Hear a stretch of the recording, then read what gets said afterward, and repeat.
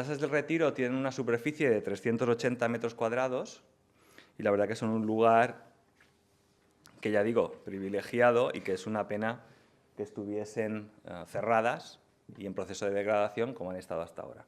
Es otro más de los edificios que en Palma, durante esta legislatura, se ha buscado y se ha encontrado presupuesto y tenemos proyecto para que pasen de estar abandonadas y ser un problema a tener un uso. Pues para, sobre todo, dotar de equipamientos a barrios que no los tenían. Estas zonas no tenían unos equipamientos municipales muy potentes y la idea es darle la vuelta a eso.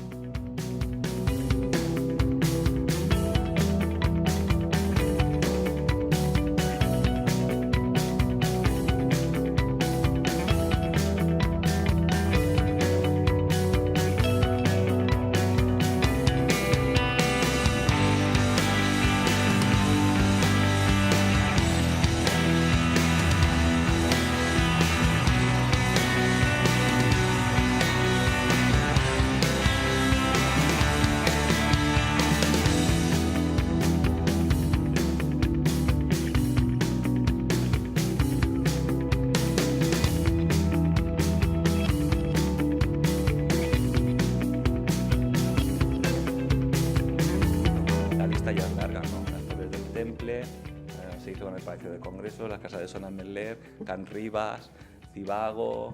Bueno, la lista, Sondureta, no tiene... es larga ya.